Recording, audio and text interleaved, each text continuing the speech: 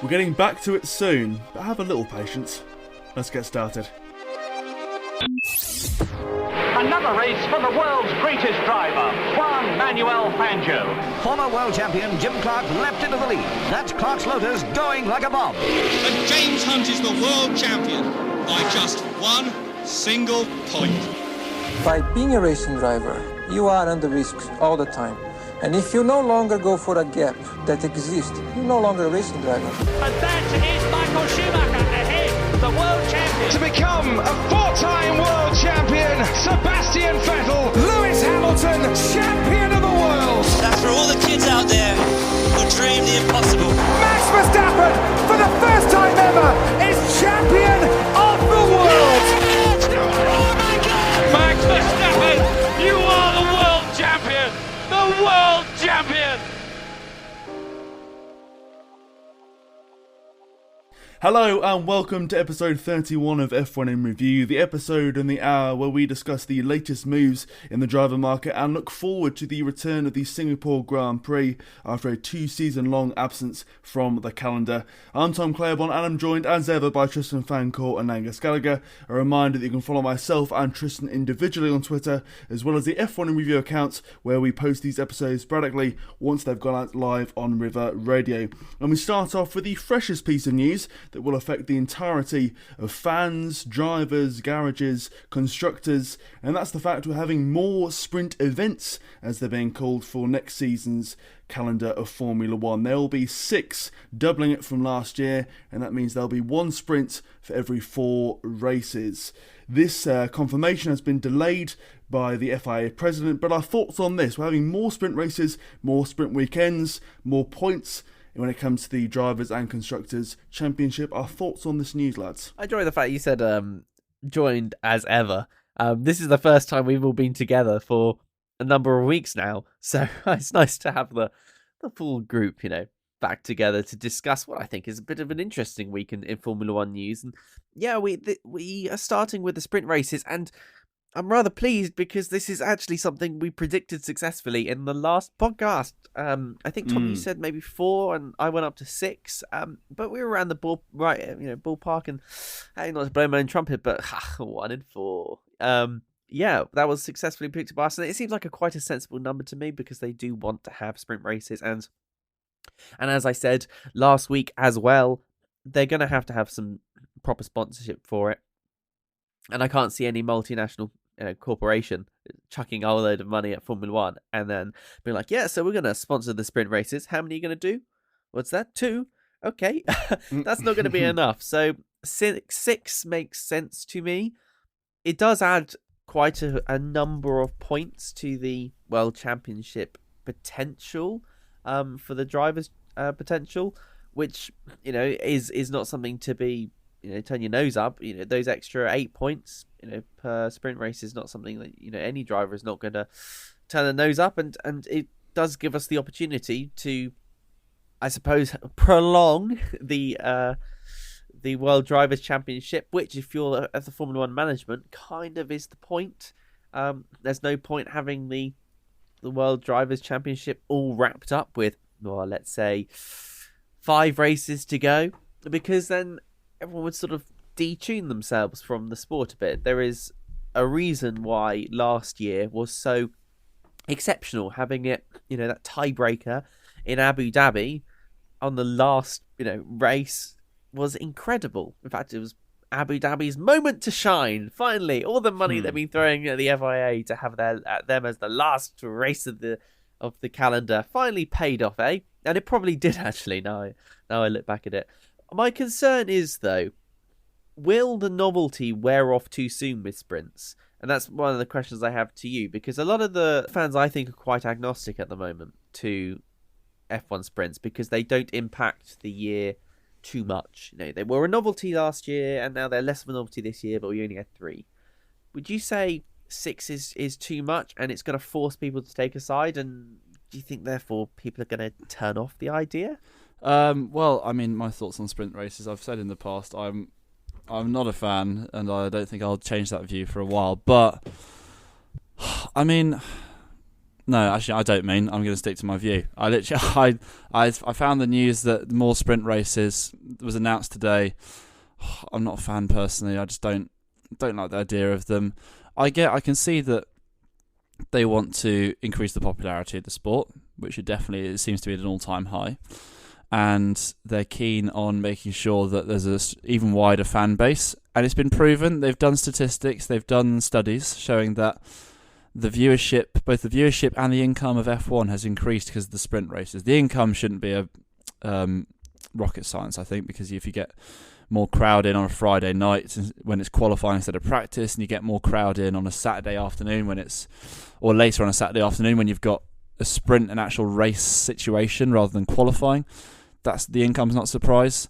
The viewership's an interesting one because there was arguments that the Saturday race maybe wouldn't be as well received because people would still want to watch qualifying, but it works well, I guess, and from that side because it dovetails, because you get Friday qualifying is now in the evening, so it was about 5-6 p.m. UK time, for example.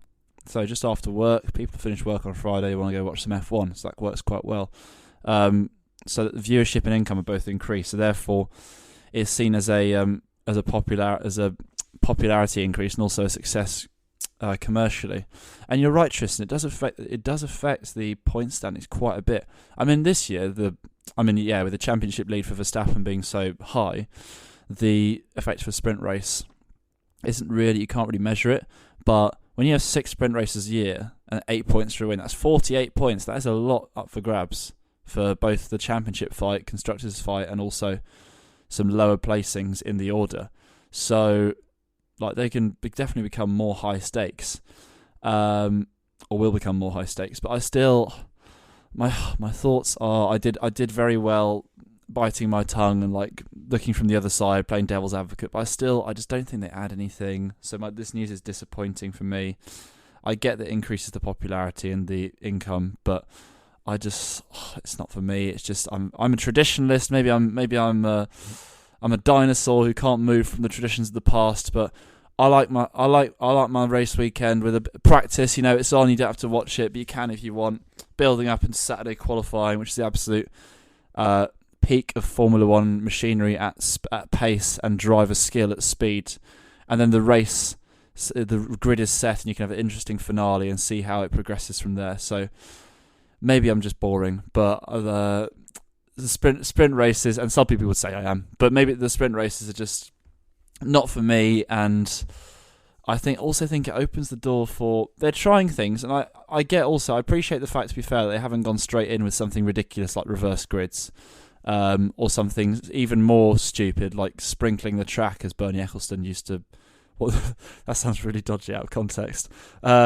He suggested having sprinklers on dry races to basically make it wet and make it more interesting, which is just the thought of that makes me sick inside. And I get that Ross Brawn and Stefano Domenicali now have deliberately brought in this sprint because they don't want to go too far down the line of making it gimmicky, if that makes sense.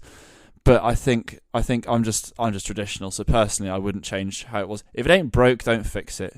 Personally, it's a bit like how a few years ago when they wanted to change qualifying to that timed knockout system, and it was dreadful. And they quickly got rid of that. Thank goodness. And yes, I admit sprints are better than that for sure. But it was fine how it was. So why change it? In my opinion.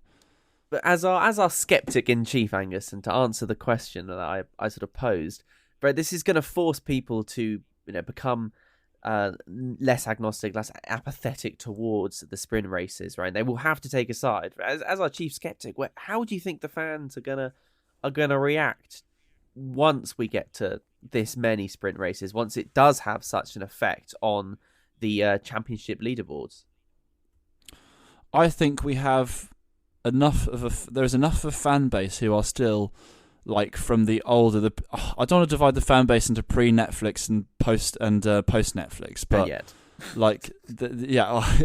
There's definitely a lot more people have come in since the Drive to Survive series, and also just through the way social media has grown. Things get more more exposure anyhow. So like you could say it would be inevitable that things would reach out to people over time. So I think, again, stereotyping massively here, but I think that the pre-Netflix generation would be more uninclined to sprint races, whilst the post-Netflix generation would be more open, because they've only seen the sport through the lens of the last couple of years, which is fair. It's understandable. You're only viewing something for as long as you've seen it. And also I think it's something which, unless it was something which absolutely united everyone against it, like, it will just go on anyway, because if enough people like it, then the rest will be annoyed or like not be a fan of it, such as myself, but wouldn't like I'm not going to uproot trees to stop F1 doing sprint races. I'm just not in favour of them, so to speak. So like, I think the fans would, just like how last year when they first came in, the fans received them, they're okay. I personally, I'm not a fan. The main thing I don't like is how Stefano Domenicali comes out and says that was a fantastic success. It was lots of on-track overtakes and many parts of action, when there just wasn't. And they're clearly pushing an agenda. And also, we live in a world of short-termism where people get annoyed at something or angry, and then they move on the next day and forget they ever got annoyed. So I can see them staying and being well received over time, but not necessarily just yet. I think there's a couple of things that will decide whether the sprint races moving forward are taken on more favourably or not. And first of all, it's worth saying we don't know where the sprint races will be, the 6 sprint races. If they're going to be at tracks like, off the top of my head, Las Vegas, Hungary, Qatar, then I don't think they're going to be received so well, because these tracks aren't suited to overtaking, to expansive racing, to entertaining racing, really. It's all about qualifying being so important. So if they do go and put the sprint races or the sprint weekends onto street circuits more than power circuits, I think that would be to their detriment as well. And also, there's got to be a conversation regarding budget caps for teams and all involved, really, because we're in a situation where inflation is high and we believe going to be growing more generally. And if you add more racing into that, you're going to have to increase the budget cap, because otherwise teams, drivers, people involved aren't going to be willing, in my view, to go for a proper race on Saturday and then do the same on Sunday, because what is the appeal, what is the reason for them to go for a daring overtake in corner 2 or corner 5, knowing that the damage or the limitations or the drawbacks could be far more than, let's say, the advantages of that, really. So there's got to be a conversation, I think, regarding budget caps and also points as well, because once again, we're seeing the sprint races retained, but the system not changing, yet there being more of them. I think, in my view, there's got to be something in terms of either more points. I know we don't want to make it too gimmicky, but something else to make it a bit different, because currently we've got sprint races which are a reduced race on Saturday for those who perhaps are busy on Sunday and don't want to go and watch the whole thing. There's nothing new about it, there's nothing different about it, it is just another race. So in my view, there's something needs to happen to change it slightly in terms of its fundamentals if there's going to be more and more of this, because I still believe that qualifying holds a very important place in terms of Formula 1. As Angus said there, it's very much about constructors, teams, drivers, showing their ability and showing the quality of qualifying pace. And if you're just going to go and make it about race pace, then the art of qualifying pace and the art of engineering to make a car go well that way is going to be diminished, and then I think we lose an element of the sport, really. So something needs to change, otherwise I think there's going to be a lot of apathy regarding sprints moving forwards.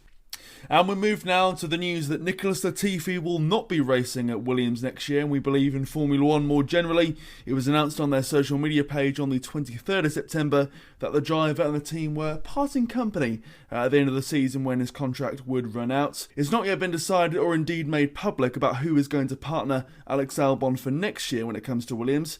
But in regards to this, we hinted at the fact that Latifi's time in the sport may be up, but now it's officially here. What's our thoughts on this news?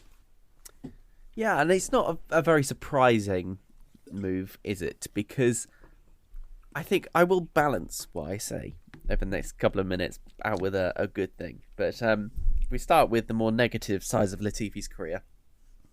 He hasn't been particularly brilliant. He is, unfortunately, going to go down as one of the drivers that is consistent in all the wrong ways. And to be fair with Latifi, he's actually quite consistent. He doesn't crash out all that much. And I know you can be like, what? Crashes all the time? Actually, he's not actually that crashy, or not necessarily as much as you might think. Instead, he likes to be about P16. That seems to be where Latifi's go-to place on the grid is. And unfortunately, that's not good enough. And he does bring with him a lot of money, and Williams has absolutely used that money and pushed it maybe to its fullest advantage, and that's allowed people like George Russell to have a car underneath him that could show his talent. So without Latifi's money, we might not have got George Russell. So that's a good side. See, told you, this is what we call balanced journalism. Unfortunately, Latifi with him also has quite a lot of baggage, and especially after the end of last year, we cannot forget one of the, I think, biggest shocks in Formula One for a number of years now, 4 or 5 years, was caused by Latifi. Latifi did drop his Williams into the wall in the last 5 laps of the Abu Dhabi Grand Prix, which led to Max Verstappen winning the Abu Dhabi Grand Prix and taking the 2021 Drivers' Championship away from Lewis Hamilton and preventing Lewis Hamilton from getting his 8th World Championship. That was a massive impact. That's a monumental crater caused by Nicolas Latifi. And Latifi got some horrible press for that, and death threats and things like that, which was just despicable. And I think lots of us came out defending Latifi because, to be honest, he shouldn't have got that. And unfortunately, though, this is following Latifi, and the memes and the jokes about him are getting too much. And Williams needs a driver that can hold their own to a rookie who jumps into the car on the morning of a race, and fortunately Latifi isn't that driver, and Nick Devries beats him, which means he's effectively a number 3 driver, right? And that's pretty unforgivable. I couldn't see any other team sort of accepting that result unless there was other mitigating circumstances. But Latifi did have a few moments of glory, and my favourite Latifi moment came at the British Grand Prix this year, when Latifi ended up getting his first, and I guess only, but that's a bit premature maybe, Q3 appearance in the British Grand Prix, when he got, in qualifying, got to Q3 in the Williams, in the wet, which is, a pretty darn good achievement. So, yes, Latifi has made an impact in the sport. He is an impactful driver. Fortunately, too many of those impacts have been negative, and he has with him quite a lot of baggage. So I think Williams, it's time for them to gracefully allow him to drop out the sport. He's had 3 years there as well, which is a good amount of time. I think Latifi's had fun. We've had fun watching him. The memes, the Go-Tifi stuff is really fun, but it's time for him to leave the sport and hopefully open up the seat to a new driver. And hey, we can thank Latifi for a few things. We can thank him, I think, for getting George Russell into Mercedes, because without the money from Latifi, Williams might have, folded, which is no good thing, especially when, I know they've got Geraldton Capital there, so they're overarching funders, but Latifi mattered, really, let's face it. And we can also thank him for providing us with a sort of je ne sais quoi to many of the races. That little bit of something. When everything's just a little bit boring, Latifi would often deliver us something rather magic. So I thank him for being, as I say, so impactful.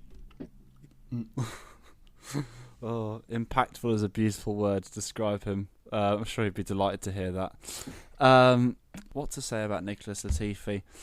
When I say that, I feel like I'm giving a tribute to him like he's just passed away, but he hasn't. Obviously, he's still very much with us, and he's still got 6 races left of his season. Because who knows? He's got a lot of money still. He might end up at Alpine. Who knows? You laugh, but just true, you never know. He's got a lot of money. But no, he's to be fair, he gets a bit of a bad rap for being not very good. But he has a solid record in the past. He came second in the F2 Championship at the 3rd attempt, admittedly, but still a decent record there.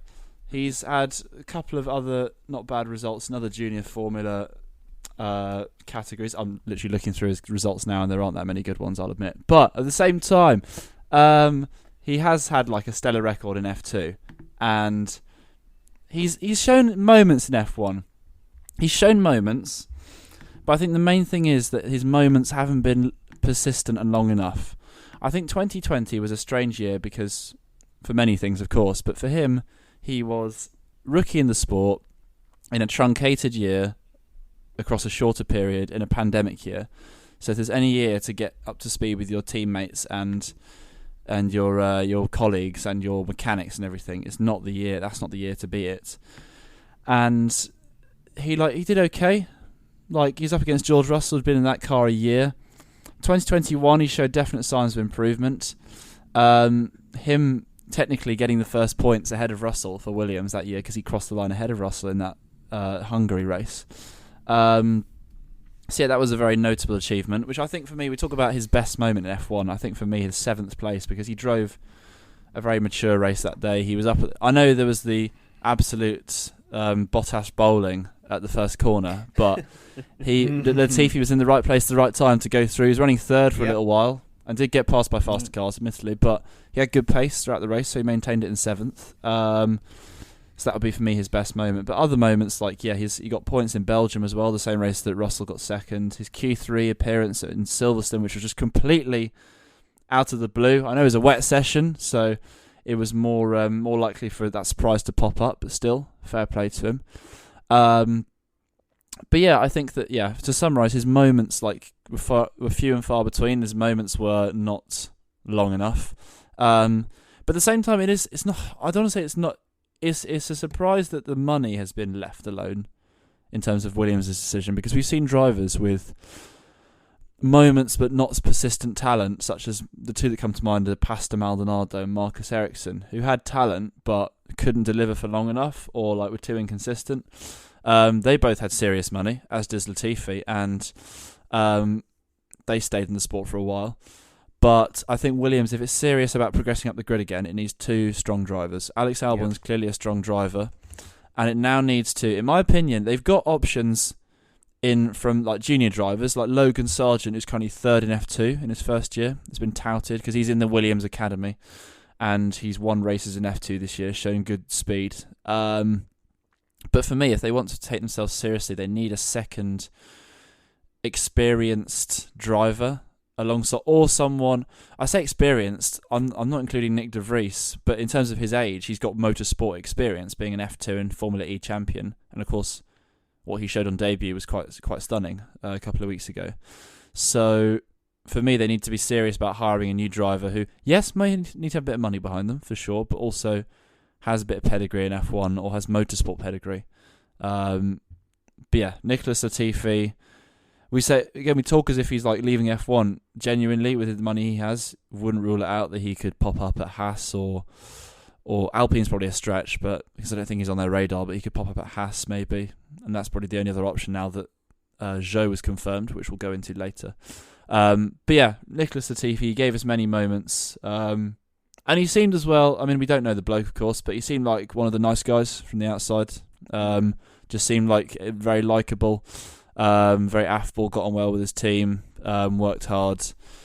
But yeah, it wasn't meant to be in the end. And I mean, he's still only 27, so he's got a career in motorsport ahead of him still in other categories. But yeah, wish him all the best and thank you for the memories, I guess. I don't know. Yeah, leave it at that. Yeah, his career certainly isn't over when it comes to Formula 1 because of his age and money, just say there. But I think it's right that he's left when he has, really. It's right that his contract's run out and that Williams have decided that, enough's enough. We've given you 3 years. You've invested heavily into the team, but things just aren't going to happen moving forwards. Because there was the question, or warning, I suppose, I posed last episode, that if they continued with a Latifi-type driver, they were prioritising being in the sport rather than competing in the sport. And I suppose it remains to be seen seen who they get in to replace him in regards to what their direction really is. Because if they go for an older, more dependable driver, you could say that's a bit safe, a bit conservative. But if they go for a new, younger driver, that's perhaps being a bit more ambitious. But that remains to be seen. But Nicolas Latifi, I mean, I can't add too much more to what's already been said, but I think he gets a far worse rap than is needed. There's been far worse pay drivers, in quotation marks, in Formula One in the past. But the reason, as we say, that he's given so much attention, for better or for worse, is because of Abu Dhabi. And I think that's kind of summarises his Formula One career, really, because I was giving a sort of a quick scan of the Wikipedia page of Nicolas Latifi before coming on here while doing my research. If you believe it or not, I do make notes. And a brief scan showed that it was a lot of Latifi crashed after or beached his car after or suffered damage in qualifying to this Grand Prix, or that happened, or anything else. And there wasn't a lot of positive sort of memories, I suppose, or clippings from the respective races to go and put in his Wikipedia page. And I think really it was a carbon copy of a carbon copy was demonstrated, should I say, in terms of Williams's tribute post to him. Because yes, they were trying to sort of dredge up some positives in terms of his career, but when you've got, for example, okay, there were 5 bullet points for those who don't know, and when having a debut is one of the points, basically, when featuring your home races another point, and then when getting points on one occasion is the other, then Silverstone, Q3, and then also the P1 in Hungary. Wow, with a damp outing, brilliant. Kind of surmises that yes, he's had a few decent outings or moments in memory, but when you're saying literally featuring in a race and finishing P11 of 11 in your first ever Grand Prix as your highlights, that kind of says everything, doesn't it, really? So thank you, Latifi. There's been far worse, but it's right that you're leaving when you are. You know, Latifi always reminds me a lot of a pair of Crocs. When I think about Latifi, I do think of a pair of Crocs because it's interesting, Crocs, because Crocs get a bad rep. And that's because they sort of took them out of what they were designed to do. And, you know, Crocs, if you don't know, were designed originally to be for boaters. And they were designed to be waterproof and basically very grippy. You know, you could basically do anything to them and they wouldn't get destroyed. And they were waterproof as well. And then people started to, you know, wear them more often because they're easy to put on and off. And started wearing them about. And then they got a bad rap because they got in, you know, out of their comfort zone. The Crocs became sort of a weird meme-like fashion icon. And you can start seeing the similarities there, I think, with Latifi. And and then people always now remember Crocs of being, you know, uncomfortable, blister-creating, you know, things that you know, are a bit of a joke and are highly unfashionable now. You just dare be seen in Crocs unless you are one of those people who does wear Crocs, in which case, congratulations, you are part of that group. And similarly to sort of Latifi, right, he will always, unfortunately, as much as he's got the good stuff behind him, you know, and he actually managed to be relatively consistent, managed to, you know, hold his own every so often, get that couple of good points pace finishes, just like a pair of Crocs, he will always, unfortunately, be remembered for being, you know, the person that crashed and had all the negative press behind them. A bit like how Crocs will never be remembered for being the boater's friend, you know, the highly reliable, dependent pair of shoes. They'll always be remembered for being a bit of a weird thing that your nephew wears because he's 9 and you decide to get pink and blue ones. And Latifi, unfortunately, he is like a pair of Crocs, and that's never gonna leave him. So I think he's got to go off and do a different sport. He's got to go, you know, hone his skills in something else, I think, and I think he might do very, very well there. And loads of other drivers have gone off and done well in other categories. Now, I'm just thinking of like Romain Grosjean, because he kind of had the same thing going on until his final crash. When then all the people who hated on Grosjean decided they were his best mate because they felt bad for being mean to him, because they suddenly realised that the sport is a very serious sport. But like Romain Grosjean, for example, is now off in IndyCar and, you know, doing very, very well there. And I feel like Latifi could do with that fresh start as well. Just like the pair of Crocs, he needs to go off and go back to doing what, you know, perhaps he does best, out of the limelight a little bit for a short amount of time. And credit to him as well, he is leaving the sport gracefully as well. He's not sort of putting his foot down, so to speak, and saying, no, I demand another year, another 2 years, because I can prove myself and I've got money. Good job there's not another Canadian like that in the sport, lads. But anyway. Where are you going with that one, Tom? I couldn't possibly comment. And moving on now, Alfa Tauri have confirmed that Yuki Tsunoda will be in their team for next season, but it still remains unclear what's happening regarding Pierre Gasly. So Tsunoda is staying on for next season, 2023, but we don't know if he'll be on there for much longer after that in terms of his contract. We believe it will just be a 1-year contract. And looking at the Frenchman's contract with Alfa Tauri, that runs out at the end of 2023 as well. So there's no rush for Gasly. In theory, at least, Alfa Tauri have sorted out their lineup for the coming season, but with rumours circulating regarding Gasly going to Alpine and partnering Ocon moving forwards, what's our thoughts on the overall situation of Alfa Tauri? Will the current drivers of Gasly and Tsunoda be there next season, or could we see a last-minute switch? I think despite Red Bull's tendency in the past to be volatile, that's the word that comes to mind, with their driver selections, I think Tsunoda is safe. I mean, the fact he's been announced makes him pretty safe. Still, that Red Bull seem to see this thing of like him as the next gem, the next star, which I still don't see. I don't think any of us see that. But the one thing which has saved him this year is that there's not any Red Bull juniors tearing it up in F2. Realistically, no one that high in the championship, no one that close to the champion Felipe Drugovich. This time next year, there's a couple of Red Bull juniors in F3 who come in the top 4 this year, and if they graduate to F2 and do well, then it could be a very different story for Tsunoda, but I think for now he looks safe. Also laughing at Franz Tost in the announcement saying Red Bull loves to give its drivers a chance in Formula 1. I haven't seen that for a while. But anyway, Tsunoda will be there. Gasly is an interesting one, isn't he? Because it looked like for a while that Colton Herta would be coming over from IndyCar should they get a super license, and Christian Horner was quoted as saying that Gasly would only leave if there was a quote interesting option to replace him. Said interesting option now not going to be an option because the FIA has rejected the super license that Colton Herta could have got, which would have been, I believe, he wouldn't have had enough through IndyCar points, but he may have had enough had he done some FP1 runs this season, and then he would have been given a special dispensation. But that's not going to be happening now. So you have to wonder if Alfa Tauri are going to have an interesting option then to replace Gasly, then who would it be? Now, the one that is rumoured now is Nick Devries. Obviously, his very spectacular debut with Williams in Monza, basically jumping in the car with minimal practice and absolutely smacking about Nicolas Latifi in terms of quali pace and race pace. But it's an interesting one because we forget Nick DeVries, Mercedes Junior.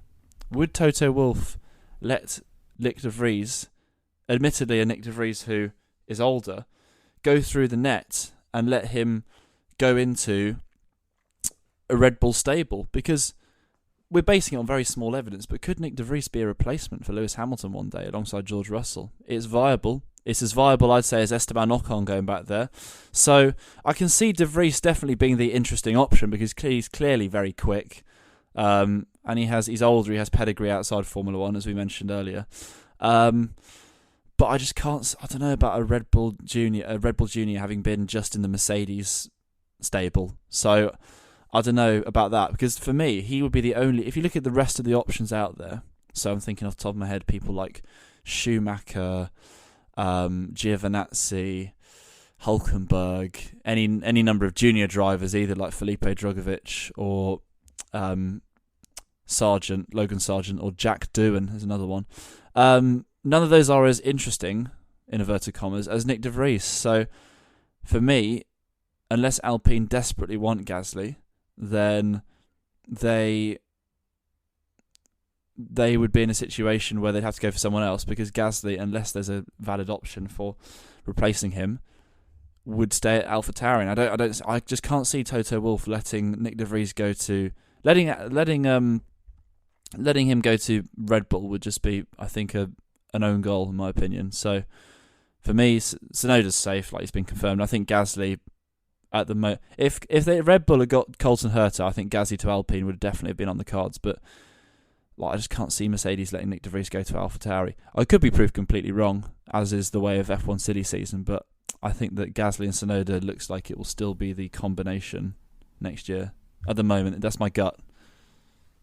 I am inclined to agree with you. I personally think that on your discussion about Toto Wolff there, I think Toto Wolff letting Nick DeVries go would be like turkeys voting for Christmas. It just wouldn't make any sense to play that particular card unless you secretly knew something about him. Oh yeah, you can have Nick DeVries. He's not very good, but of course that was disproved because he certainly shone in the previous race. So I don't know with DeVries. I think he's basically tied into a certain stream at the moment. I could see him going into Williams, and I'm sure many other fans out there might agree, or at least a Mercedes-esque car.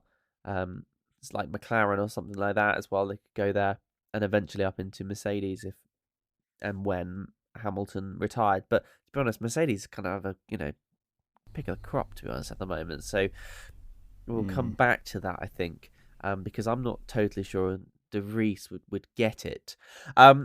However, that does leave a Gasly-shaped hole in Alfa Tauri if the Gasman were to depart for pastures new. And personally, I think Alfa Tauri is Gasly's, dream and nightmare. I think Gasly kind of has Stockholm syndrome when it comes to the team, because the team is keeping him in the sport and kind of is also his captor, so he has this sort of love for it, but also it must be very difficult for him to leave. And I think his best option at the moment is to go to Alpine, but who would replace him? That's the real question, and I don't actually know. You chucked a whole load of names out there, Angus, and to be honest, I don't know. I noticed there's no female names though. Just to bring back into the conversation the thing I said last week about how the super license points is stupid and the W Series is only worth 15 points and it's gauged over 3 years. So, that's outrageous to me. So, perhaps, and this is actually some advice to Alfa Tauri, maybe they could see if there's any up-and-coming female drivers they could bring into their driver program. Alpine's already said they're going to do that, so that could be, solve their problems. Perhaps expand the paddock a little bit. So, that's a suggestion I'd give them, and I would love a surprise like that to come out of out into the news, because it's about time that I think we sort of expand a little bit. I mean, imagine if they said, we're looking at someone like Jamie Chadwick, W Series winner, absolutely worthy of getting into at least free practice the car. So yeah, to be honest, Angus, I don't know who would replace Gasly, but they will hold on to him if there's no one else. And to be honest, his contract's going to be up. He's going to be in negotiations with other teams, and Red Bull and Alfa Tauri cannot have an ultimate clutch over him. Just look how Ricardo kind of blindsided them when he moved from Red Bull over to Renault. So clearly there's some wiggle room there. So I think it's in Gasly's best interest to depart from Alfa Tauri if there is a good option such as Alpine. I think Alpine is the go-to, by the way. I don't think there's anyone else at the moment.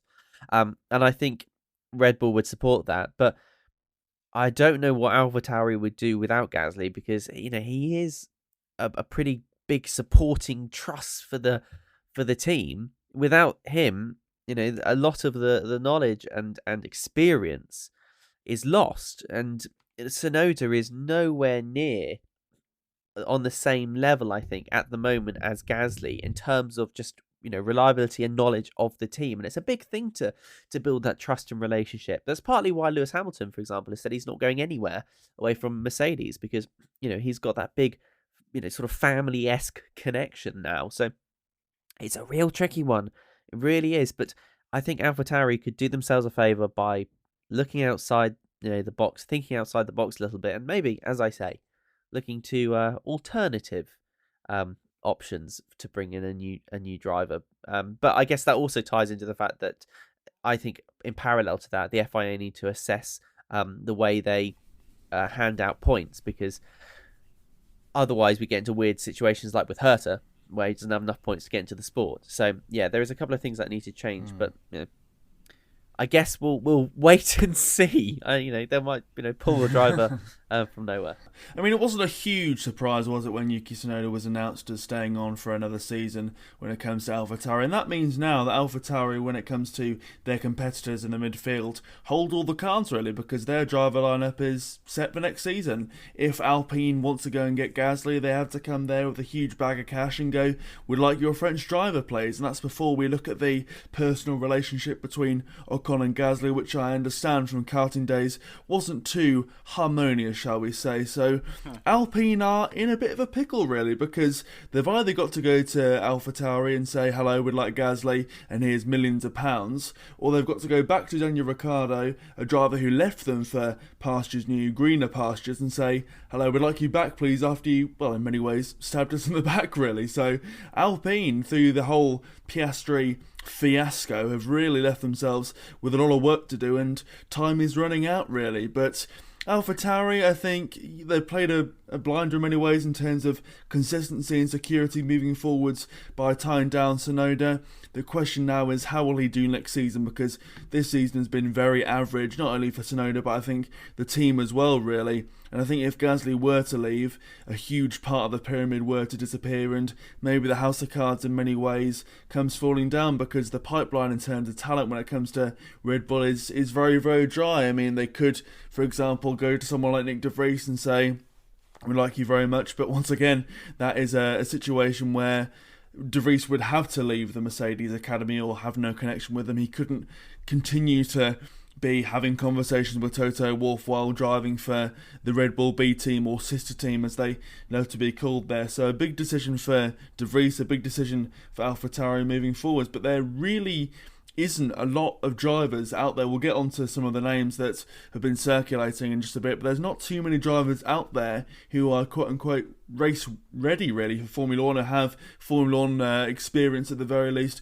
moving forward. So I think Alfa Tauri have played a very smart move. It's not the most, I suppose, sexy or attractive one, but looking at what's out there, it's a very, very smart one without them having to go and get ex-driver from, let's say, a different academy or different arrangement. Because look at someone like, let's say, Giovannazzi or Schumacher tied to Ferrari. So very few options, I think, for Alpine, and probably the best that Alfa Tauri could have done. But I think if you were to write a report card for Tsunoda, for Gasly, for the team, it would be must do better really, because they love to be called a sister team and love to give off that air of being different to Red Bull, related but not a B team, and want to push on and compete in that sort of midfield battle. But they've been sinking lower and lower really, and it's been a pretty drab season if you are a Alfa Tauri fan. And on that point, we move over to the drivers who are currently without a seat in Formula 1. I'm going to throw some names at you here, and if you go and tell me where you think they'll end up, if anywhere, and secondly, where you'd like them to go, that would be just great. Have you got a name for this game? Ooh. Driver darts. Darts. Doom. Yeah, they'll do that. Driver darts. Nice one. Okay, we'll start off with a bit of a left field one. Antonio Giovannazzi, where will he go, if anywhere at all?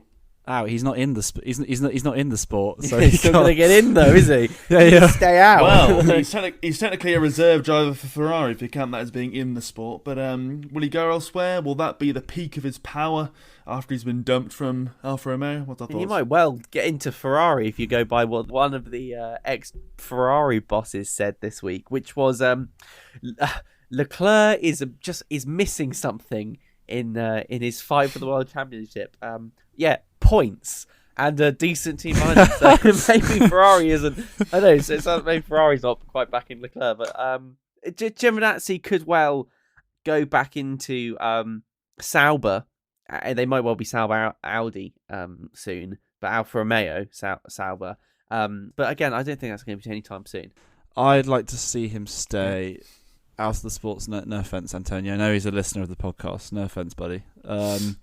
But I think that Ferrari reserve driver is a good gig for him. I think he'll stay as that. I was literally, as soon as you said the first name, I was going through my head thinking who I think will be in each of the 3 seats that are remaining, and I don't think Giovannazzi would get one of them. So I'm going to say that he will be. Oh, actually, no, yeah, I think he'll stay out of the sport. I agree. Not going to Haas. No, not Haas that I want that. Haas will pick someone else. If they drop Schumacher, and that's a big if. That is true. And Guan Yu Zhou was meant to be on this list, but we heard just before we started recording on Tuesday, he's signed for another year for Alfa Romeo, so congratulations to him. Another driver then, Daniel Ricciardo. Where will he go, if anywhere at all? Oh, I don't know. Ricardo, I think, again, it's one of those things where these drivers are I don't want to say tainted, it's the wrong word, but they themselves, I think, have lost from their potential, and so I think when he departs out the sport, he's probably going to be lost. And I think that's why the announcement of like Guan Yu Zhou, for example, staying is so big, because basically that's a wild card seat, and that's, for example, was what I would have suspected Giovannazzi's best shot, right? But that seat's taken now, and so teams are going to want stability. They're going to want performance, and Ricardo's good, but I feel like his best days are behind him. So I think, unfortunately, he might well not get another seat, and he may well be packing up to do something else. I could see him in Extreme E, for example, actually. So maybe it's time for him to do something else. I want him to stay in the sport because I think he's great for the sport, and he used to be a phenomenal driver, but he just dropped off, hasn't he? Yeah. But I don't think he will. I think 2-year sabbatical could be the end. I can see him in America next season, just in IndyCar or NASCAR or something like that. NASCAR, yeah. Trying something different. But yeah, I think the remaining seats that are left, I can't see him in one of those. So because he'll want to be in a race-winning car, which he won't be, and he won't want to be a reserve driver. So yeah, he'll be out of the sport, I think, next year. For me, for some reason, Daniel Ricciardo and Alex Albon at Williams has a nice ring to it. Have you been seeing that on Twitter? That's made its rounds. I saw that. No, I haven't actually. I haven't. No. No, I kind of see where you're coming from. But the question is, would Ricardo be able to perform at Williams, or would the performance of the car and the fact that it might be at the back sort of knock him down too much? Because Ricardo's quite emotional, both good and bad. Yeah, I think in many ways when we're looking at Ricardo in terms of Formula One, he can't really sink any lower in terms of performance, really. He hasn't really got a pedestal to stand on to say, A, I want to be in a race-winning car, or B, I want a larger salary or a decent salary. So that's the reason behind my sort of Williams proposal, because I think Williams are showing in many ways their ability to slowly but surely climb up from the very base of the Constructors' Championship. I mean, they're not showing it now, but the fact they've dumped Latifi shows that A, they must have some ambition moving forwards, incredible ambition at that, and B, must no longer be in need of cash revenue from a driver. So if they're really serious about making good on that ambition and putting some sort of meat on the bone type thing, I think it would suit Williams, and it would suit Ricardo as well, because I think he's still got a point to prove, really, and if he's got some humility about him and really wants to stay in the sport, then that would be his best route. But the question, I think, is how much does he want to stay in the sport, because that's another question as well. The Alpine door is still open, but I think that is politically a bit of a difficult situation for both Ricardo and Alpine themselves, so that's the cleanest way for him to stay in the sport, I guess, but we'll see. Well, I hope you're right. It does have a nice ring to it. Let's go for Nico Hulkenberg. In the sport, out the sport, our thoughts. Reserve driver for Aston Martin probably is about as best it can get for him, to be honest. Or reserve driver for Alpine. I again, that's the top level for Hulkenberg, I'm afraid. I don't think he's going to come back into the sport as much as it would be a hilarious pairing to have Kevin Magnussen and Nico Hulkenberg in the Haas. because they hate each other. And if you don't know that, then please go off and search up for some of the exchanges that they've had, because it is mildly amusing. Just listen with headphones on. It's not always appropriate for work. So that would be hilarious for us, but I think Günther Steiner would probably quit if those two are in the same team. And I don't think he's going to get back into the sport either. He has his good run, a few moments of magic with the Hulkenberg, but to be honest, I think that's what we will love about him, and it will keep him in, close to our hearts, knowing that we adored him for being Hulkenberg. If there's anything as much of a sniff as a hashtag of Hulkenberg, then please, can he not come back? Can he not Hulken come back? I don't want him to be in the sport. I'm sorry, Nico. He's 35. Give youth a chance. Things are always better when you freshen things up with youth. And freshen up. You get rid of the person who's been around for a while but hasn't done anything spectacular. Give someone else a chance. Where do I think he'll be? I still think he won't be in the sport. I think there's a slim chance of him being at Haas, but I've got a slightly rogue one for who I think will be at Haas eventually. But at the moment, if we get onto that, but I don't think he might end up at Haas, but I can't see it. Fair enough. I mean, he could, in my view, perhaps end up at Williams with a sort of Daniel Ricciardo school of thought, i.e. dependable driver, no longer in need of someone who has lots of money to fund the drive, and a dependable pair of hands to go next to Albon. But yes, that's probably my thoughts on that. And moving over to the Haas driver who's currently there but not signed on for next season, Mick Schumacher. Will he stay at Haas? Be dumped? Our thoughts? Well, I'm going to go on the side of stays at Haas. And I believe that he may well have just about saved himself, because the pool of potential drivers to enter into Formula One is rather limited. And I think Haas kind of got the same problem that Alfa Tauri might, because there's going to be a lot of battle for the top drivers, potential drivers, and we know where else Piastri's going now. We know where Nick Devries is being sort of fought over, I think. And Schumacher brings with it some good publicity, and to be honest, Haas really needs that. They will sell so many pieces of little furniture by being able to bring Günther Steiner and Mick Schumacher into the one photo shoot.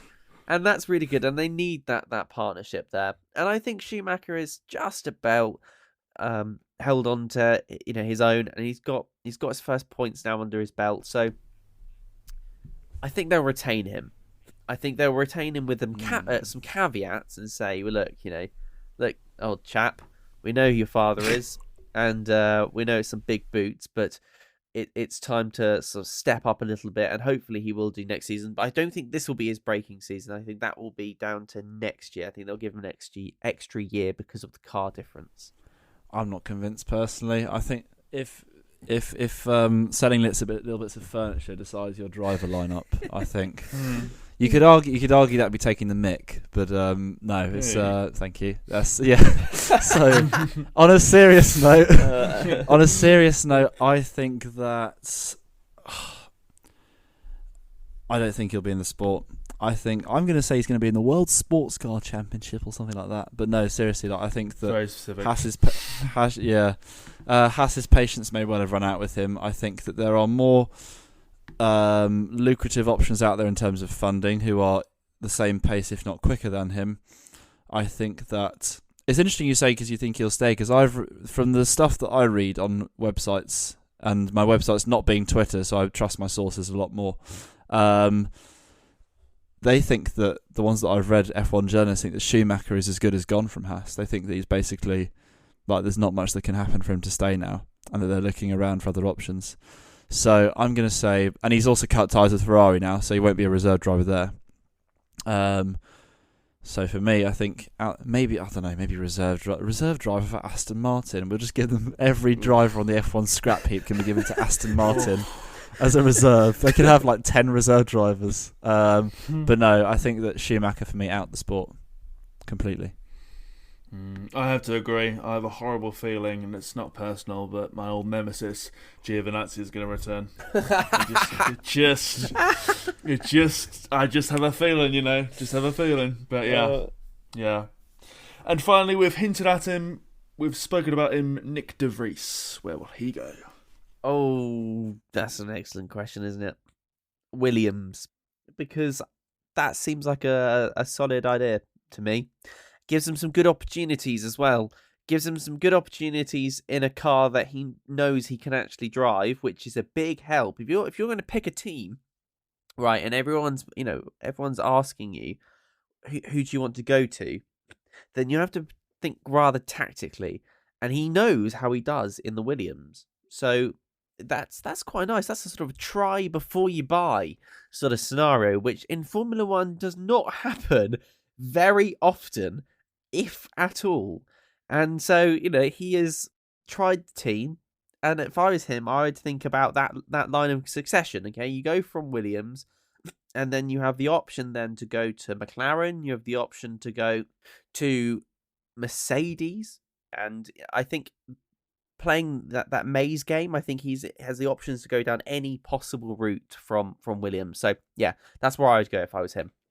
So to be fair, I mean, for Nick Devries, I'm going to go rogue here. I'm going to finish by saying who I think will fill those 3 seats that are left, and I'm going to say that Nick Devries to Alpine. I think that he did an in-season test with Alpine. Did a test last week evaluating 3 drivers specifically, and they were Devries, Giovannazzi, and Jack Doohan, F2 driver. Oh my God. And for me, surely Devries is winning out those 3. But for me, seriously, Devries he shows such good speed in his F1 debut, like ridiculous, got up to speed so quickly. I know caveat penalties, yes, I know, but still, like as in the grid penalties, which popped him into the top 10. But he held his nerve, and like he really acquitted himself well. And you say it's interesting about how the point about slipping into the Williams and driving that quickly. He has, in fact, now driven 4 different F1 machinery this year, because he's done Aston Martin practice runs, Williams race, Mercedes practice run, and Alpine test. So he's like acquitted himself to different machinery, which I think will benefit him. And I think if he's shown that turn of speed to hold on to points finishes in a Williams, let's say that Alpine is as competitive as it is right now, last year, if not this year, if not more. Like that guy is banking points every weekend, as far as I'm concerned. Like he's made a very strong start. He's not going in like a typical rookie. Like Piastri will be going in with 3-4 years of car experience, right? But De Vries he's been a McLaren test driver in the past. He's driven Formula 2, Formula 3, Formula E, World Endurance Championship possibly as well. So he's got experience across many disciplines, and he's going in. He'll be 28 when he starts. So the experience is behind him. So I can definitely see, for me, I reckon Nick De Vries at Alpine alongside Ocon. That's a strong lineup in my opinion. Williams, I think Logan Sargent would be promoted in as the junior. He's currently 3rd in F2. As long as he finishes top 5, I think he gets the super license points. So they'll have to wait till Abu Dhabi for that. But I'd say they'd want to promote from their academy.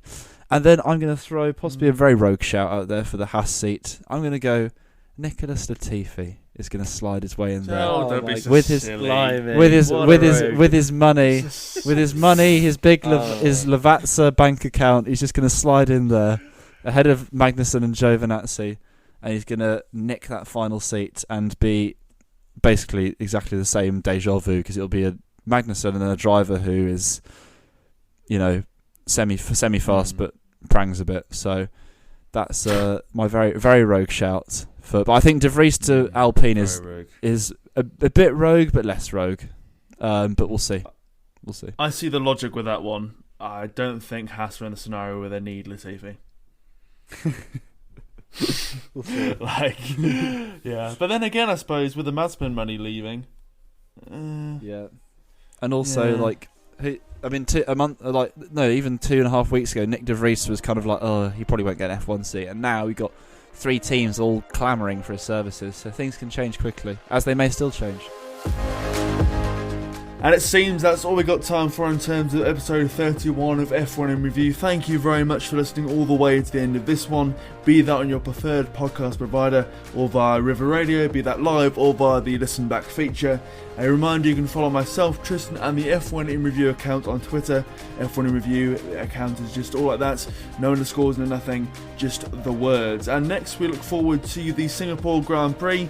It returns after a 2-season hiatus, COVID imposed of course. Qualifying is at 2 p.m. on the Saturday, the race on Sunday at 1 p.m. This all being British time if you're watching or indeed listening in the UK. But thank you very much for listening to this episode, and we look forward to reviewing some actual F1 racing in the next episode. See you later.